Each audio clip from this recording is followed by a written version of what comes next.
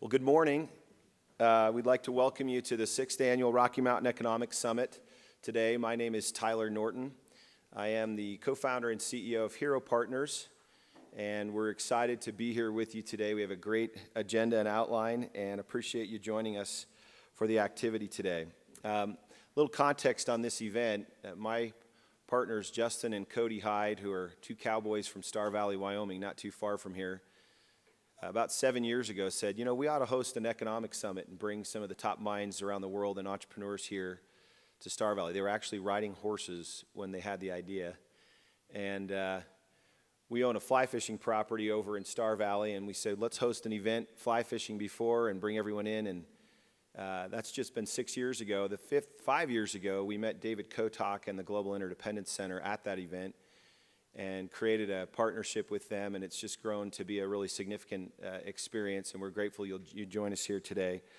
Mike McKee, who's here from Bloomberg Television and Radio, once mentioned to me that you don't see policymakers, entrepreneurs, and economists all hanging out together and fishing very often, and coming to an event like this, and I think this is the most event of its kind in the United States. We're glad you're here. As you've noticed, no doubt, we have iPads here, and we're pleased today to be using EventPad, which has provided the iPads for us and is an organization that we work closely with at Hero Partners. And we want to make sure that all of you get registered and have a little bit of orientation on how to take full advantage of this technology today. And so we've invited Leanne from the EventPad team to come up and just give you a brief orientation. Make sure you get registered and walk you through a little bit of the technology so that today is efficient and productive for you. So Leanne, do you want to pop up? You can give her a round of applause if you'd like. Can we cue my slides? If you haven't done so already, please register on your iPads by filling out the field shown here.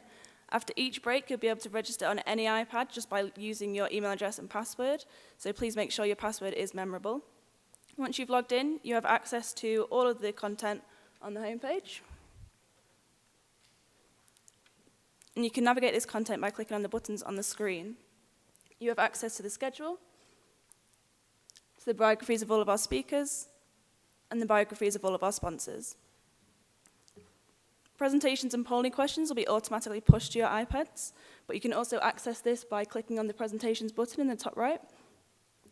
Polling questions will be pushed to your iPads, and to respond, just tap your chosen response and confirm. All answers are anonymous. You can also make notes on the iPads by hitting the button highlighted here. Simply tap New Note, type your note, and hit Save. There are a couple of people around the room that are available to help if anybody has any questions, and we really hope you enjoy using your EventPads today. Thank you. Thank you, Leanne. By the way, the notes that you type into the iPad will then be sent to your email address. Is that correct, Leanne? So you won't lose them there if you decide to jot a note during anyone's presentation today. We have several sponsors that we've been grateful to, and I'd want to take some time, if you'll bear with me, just to walk you through those. Leanne's going to be kind enough to push the sponsorship detail out to you on your iPad, so you'll notice that she'll be pushing that to you. Maybe I should wait a minute. How many of you are registering on your iPads by raise of hand right now, real quickly? Should we give you just a minute, Leanne, to do that so that we don't interrupt that? Let's take a minute and do that real quickly.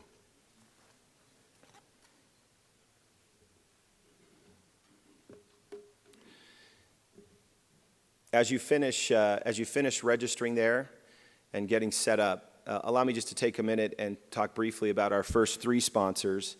Of course, the Global Interdependence Center. David, who will be our MC today, will tell you a little bit more about the Global Interdependence Center. But we mentioned this is our 5th year, David, working together, and it's just been a great experience with them. The Bronze Buffalo Foundation is also a host sponsor. And then we're appreciative to those from the Huntsman School of Business at Utah State University for their ongoing support of this event. Those all represent our host sponsors, and I think, Leanne, we could probably push those out. Well, maybe I see some people typing. I just don't want to override them. Can they continue to register even though we push that? Let's go ahead and push it then. That's great. So the The host sponsors, again, Global Interdependence Center, Bronze Buffalo Foundation, and Utah State University. We appreciate our Bronze Buffalo sponsor. That's code for our title sponsor for the event, which is Zions Bank. We'll be favored to hear in just a moment from President and CEO of Zions Bank, Scott Anderson. He'll take a minute as the title sponsor and give us some insights as to their organization. We're very, very grateful for them.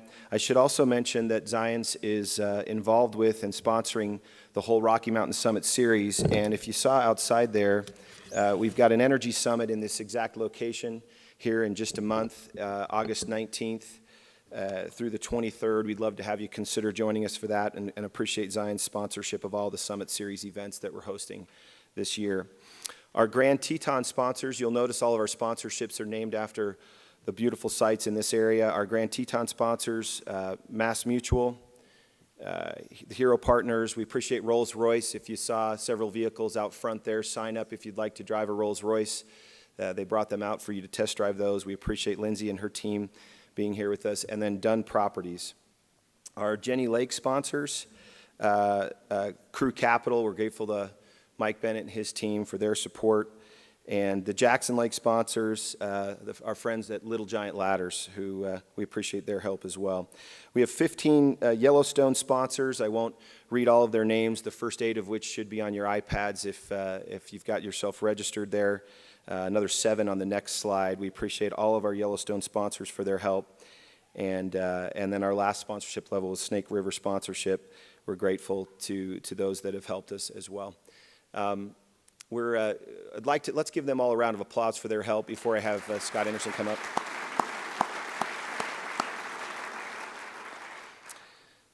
Back to Zions Bank and Scott Anderson. We're favored today to have him join us. Thanks for coming, and we'd like to turn some time over to the President and CEO of Zions Bank, Scott Anderson, to tell us a little bit about their organization. And Scott, we're grateful for you and your team and the support you've shown to the Summit Series this summer. So please welcome President and CEO of Zions Bank, Scott Anderson.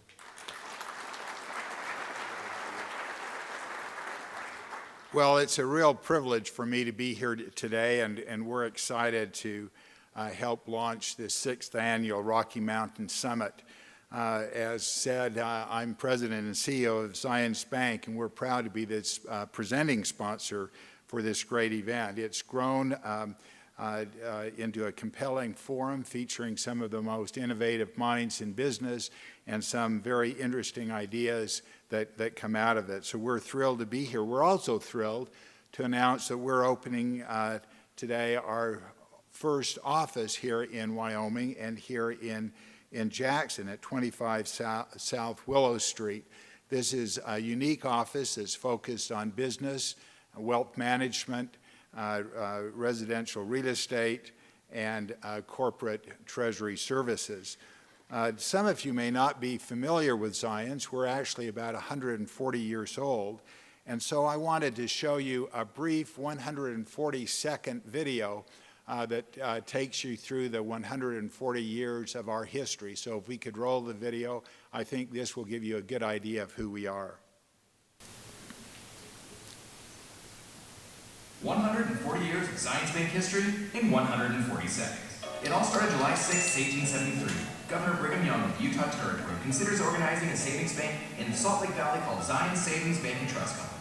4 days later, the bank was incorporated with a capital stock of $200,000. That's a lot of money. Maybe I should start a bank out in the middle of nowhere.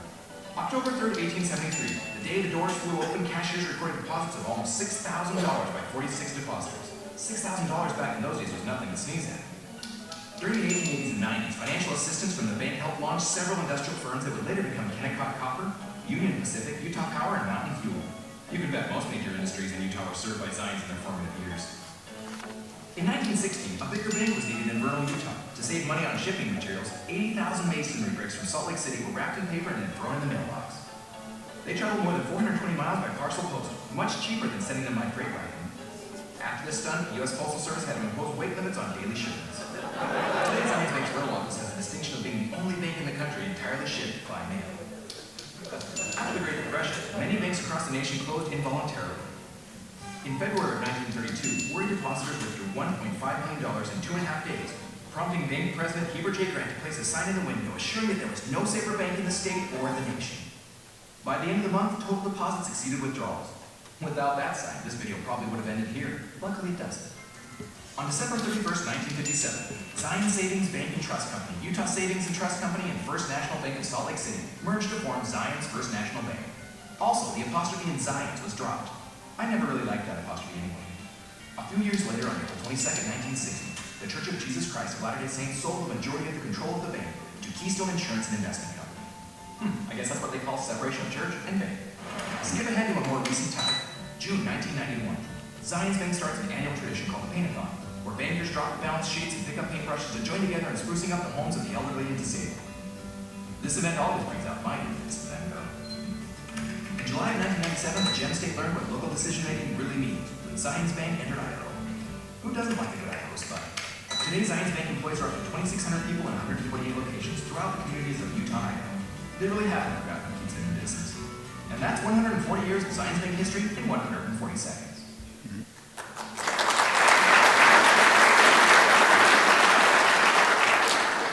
But Zion's Bank was founded to create value for its customers, obviously, value for the communities in which we live and work, value for our employees, and foremost, value for our shareholders who are investing their money in our bank. And we hope that as people do business with us, that they appreciate the relationship banking experience that we want all of our customers to experience. And we want to give them local decision-making bankers that they can deal with. We also want to be known as entrepreneurial and nimble in providing financial services to them. I'm happy to introduce some of our senior executives that are here today. First, Dave Hemingway, who's the Chief Financial Officer for Zion's Bank and Zion's Bank Corporation. He actually spoke at this conference last year as the regional bank representative, but he is very creative in looking at investments and investment policy. And he also founded and runs the Zion's TV channel. And if you're interested in looking at that channel, you can go on Apple TV or Google TV, or you can go hook up your Roku box, and under News you can pull up the Zion's TV channel. So it's nice to have David here. Also, Jake Hughley. Jake is the Executive Vice President over Corporate Services, and this office in Jackson reports up through him. We have John Stillings here, the Executive Vice President over Commercial Lending, and Keith Schmidt, the Executive Vice President over Wealth Management. I'm appreciative of them being here with me. Also in the audience is a great banker, a legendary banker, Spence Eccles, and a great friend and mentor. And he shared with me a cowboy poem. I really like cowboy poetry, and this one happens to be by Baxter Black. And I think it's appropriate for bankers, but also for those who borrow from the bank. And it goes like this. The banker took his ledger out. The rancher took a seat. Let's see, the banker said, I lent you 40 thou for cattle, corn, and wheat. Let's talk about your cattle first.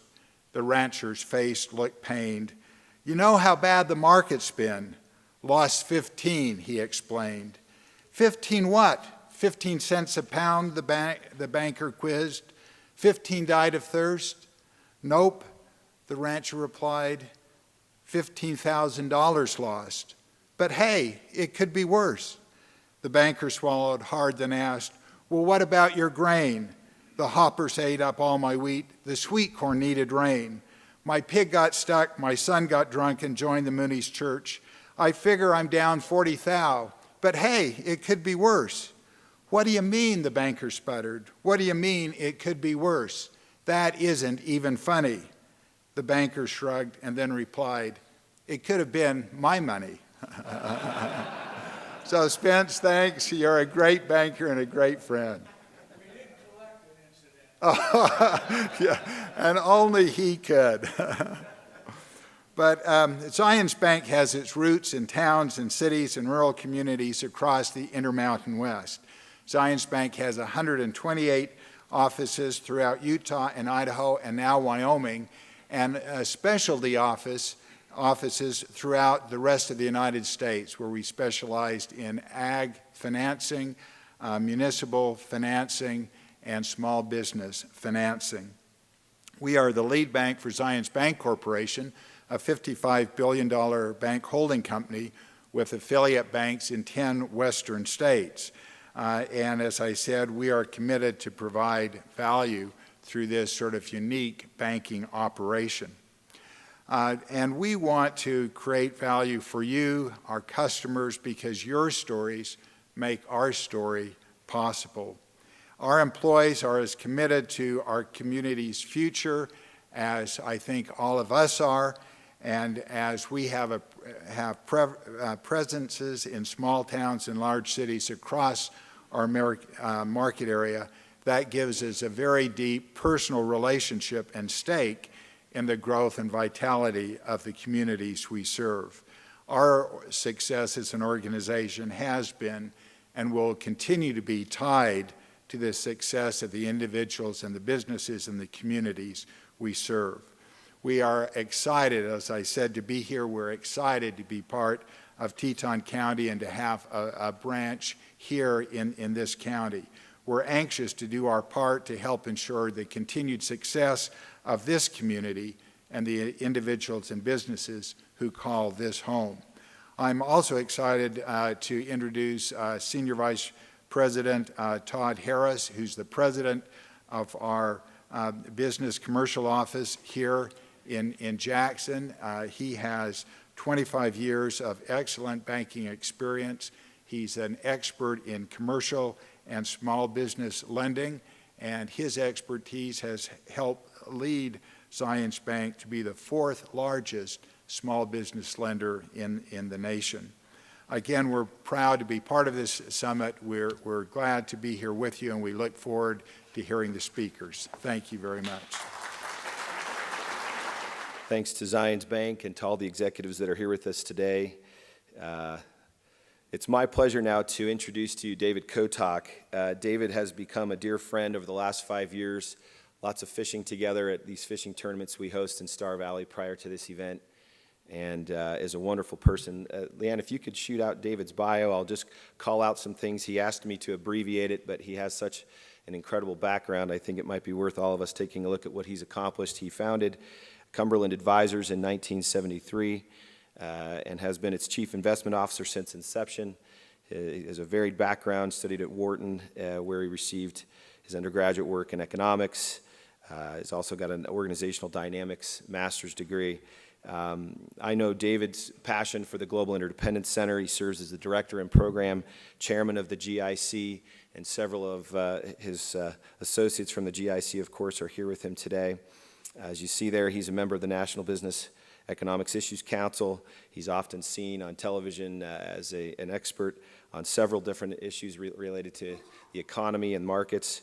And besides all of that, he's one of my favorite people to watch cast a fly.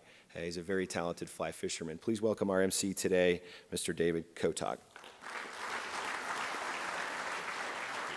Tyler, thank you very much. It's a pleasure always. This is the 5th Rocky Mountain Summit, and I have a colleague, Leanne Hayes, that you just met. I'm a Luddite. I don't know how to use any of these devices. So for the last 3 hours, we've been together here having breakfast, pre-breakfast coffee, and she's been teaching me, and I failed.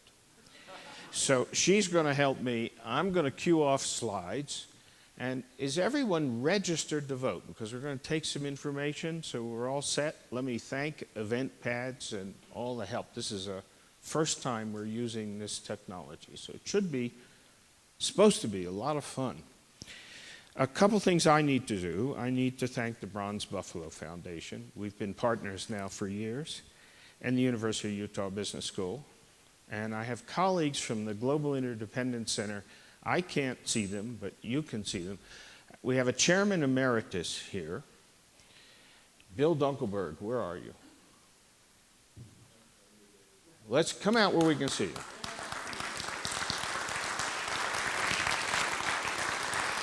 The Global Interdependence Center is 40-some years old. Bill was its chair for almost 20 years. 20 years, Bill? Over 20 years. and has helped us advance to a situation in which we find ourselves conducting dialogue about important issues all over the world. Many who are on the program today have been with us in various continents and subjects, and we appreciate all the help and support. And I think everybody in this room who registered for the conference is a Global Interdependence Center member for a year. I can tell you that the next GIC event is Monday in Salt Lake City, and for the first time we're going to have a discussion about dignity with work at the Columbus Community Center. I have been there. It's a terrific program, and it's going to study how we create some jobs and introduce some organized structure to help people, adults with disabilities. There'll be a session on wounded warriors and a session on autism and those who are cognitively disabled. A marvelous session. If you can get to it in Salt Lake City. I know a few folks are planning to be there who've registered. If you've registered for Salt Lake City and you intend to be there, would you raise your hand so others might see you, and then you can share on the break some conversation about it. And the director of the Columbus Community Foundation, the organizer of the meeting, may be in the room. I don't know. I can't see. Stephanie Mackay, are you in the room? Are you? I guess not. Okay. She's supposed to be here, but maybe Salt Lake City to Jackson, it's a long distance. You can get lost, in between. Anyway, I also want to introduce Michael Drury. I can't see him. There he is. Michael is the incoming chair of the Global Interdependence Center. He becomes official in January. Don Rissmiller, where's Don? Don is the incoming program chair. Peter Gold is not here. He's an incoming vice chair. And John Sylvia, who many know, will be the new chair of the Central Banking Series. You'll hear from both Mike and Don and John later. So let's see. What we usually do is first find out a little bit about who we are. And the answers in the questions that you're about to see, some of you who've been here in the past have seen similar questions, will be anonymous. We really would like if you express an opinion. We learn about our audience. So let's see if we get to the first one. Who are we? Now, this is a financial economics seminar. So if you can get set up, we're going to go to the first question. My primary area of interest is A, finance and banking, B, stocks and bonds, C, commercial real estate, D, residential real estate. You can be any construction you want in your answer. We're going to go to a vote. You'll have 10 seconds. 1, 2, 3, we go.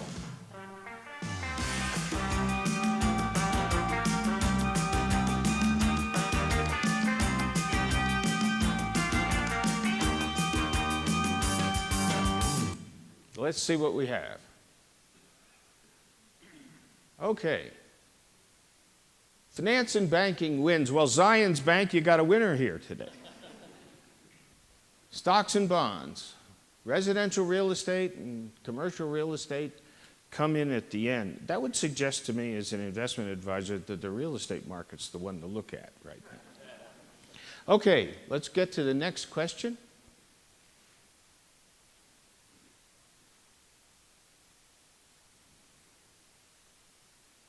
The assets under my direct management, influence, and or supervision are under 10 million, A, 10 million to 100 million, B, 100 million to a billion, C, over a billion, D. Direct supervision or influence in any serious way. We have an estimate of what we think we've assembled in this, but we want to see if we're close.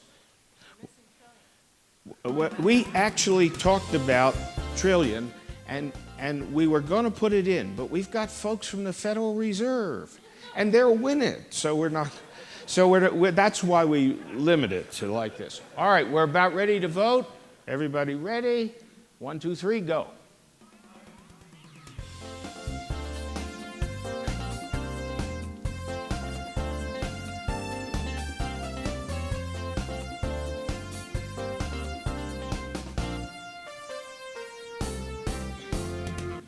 All right, let's see.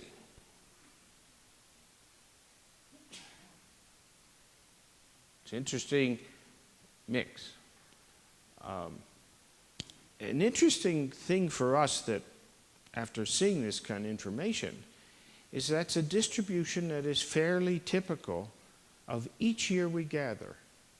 Now, when you think about, here we are, with largest attendance ever, we're close to 300 registered today.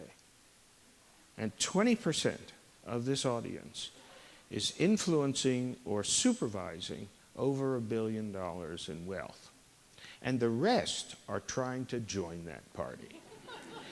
All right, we'll go to the next one.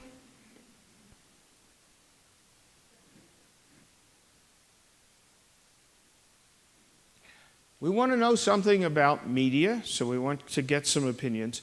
This one has been changing every year. So those of you who remember prior years, we don't have the prior years posted. I'll take that as my error. Notes for next year. Let's get to the first question. My favorite daily newspaper is, now no disrespect to the Jackson Hole Weekly Gazette. My favorite daily newspaper is A, the Financial Times, the FT, B, the New York Times, C, the Wall Street Journal, D, Investor's Business Daily, E, something else. Everybody ready? Newspaper media poll. Let's go.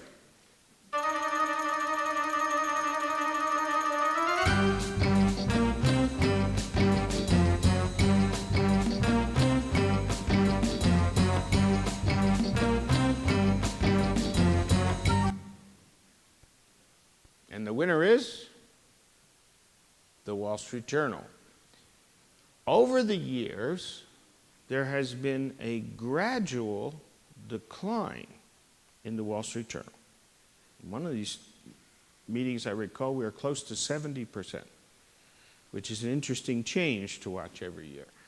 But I'm delighted to see so many of us read a good financial newspaper, and we shall see reports of this conference perhaps in some of them. Let's get to the next question.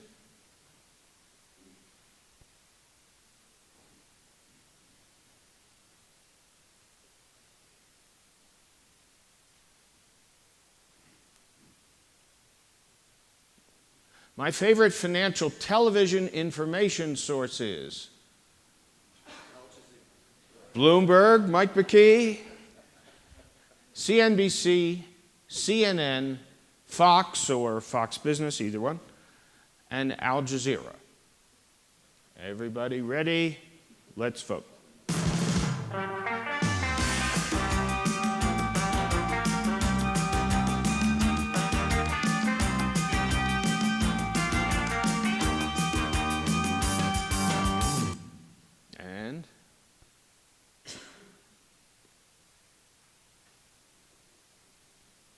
Interesting mix, too. Al Jazeera was not in this lineup last year.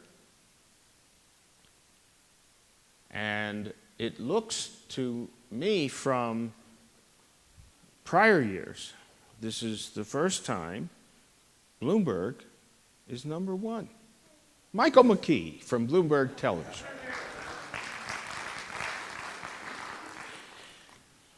Okay, we are going to get to the theme of the conference. We can go back to the slides. The idea behind this conference was to talk about successes and failures, winners and losers. The first panel, which will come up in about 5 minutes, will discuss entrepreneurial successes and failures. The second panel will talk about municipal finance, tax-free bonds, sovereign debt in the context of something like Puerto Rico. state and local government bonds, successes and failures. We have two presidents from the Federal Reserve in the third panel, successes and failures in terms of policy, and our last session will be a global tour of the world, successes and failures, growth, recession. That's our theme for today. So we thought we would introduce the theme in an unusual way. Some of you may have seen this before. We're going to start with a YouTube clip. It's about 4 minutes. It's an example of someone who has become a terrific success once he was discovered. Let's do the video.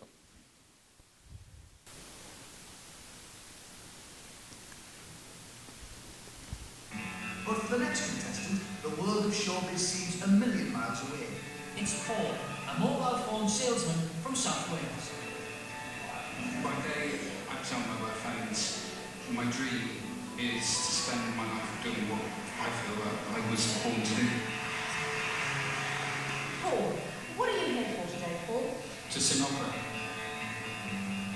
I've always wanted to sing as a career. Confidence has always been sort of like a difficult thing for me. I always find it a little bit difficult being completely confident in myself. Okay. Ready when you are.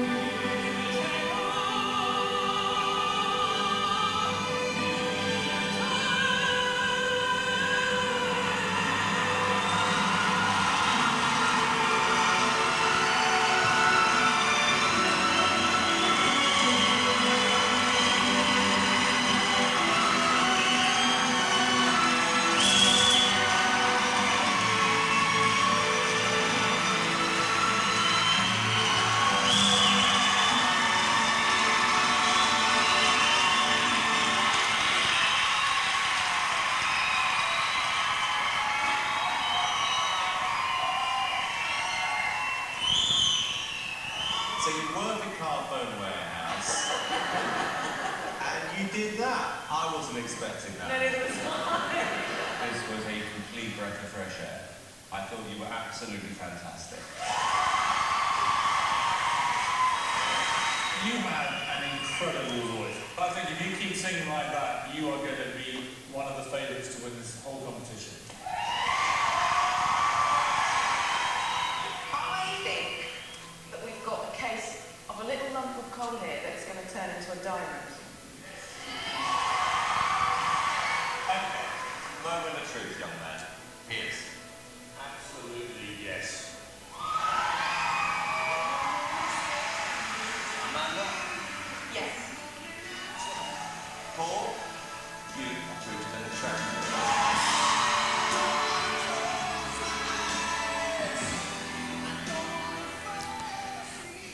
If you like opera, you know Paul Potts. If this is new to you, Paul Potts is now a world-famous tenor and no longer is a mobile phone salesman in New South Wales. Any type of skill or talent, if it has an opportunity in great free societies, can flourish and do so magnificently. We're going to bring up the first panel. And while the panel convenes, we have a couple of questions on the entrepreneurial space. Are we good to go?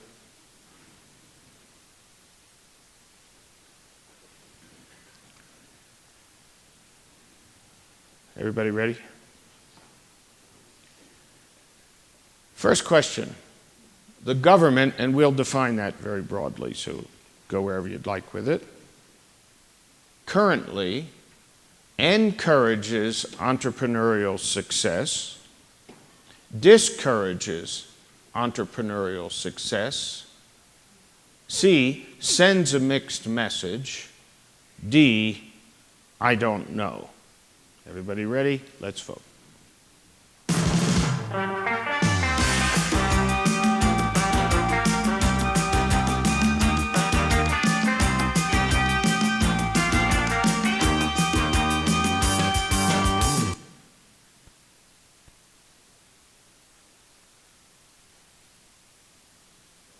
Wow. It's an interesting response. I don't have a clue what it means. But we'll get to a discussion of that quickly. We have one more question, and then we'll start this panel.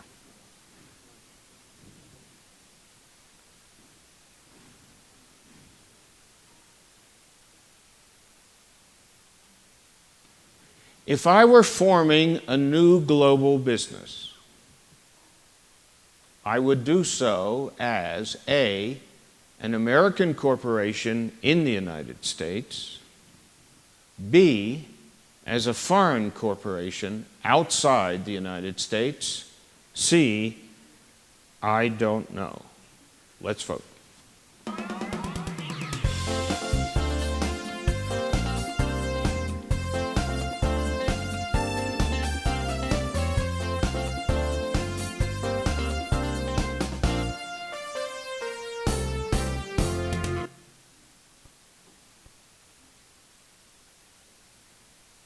Interesting response.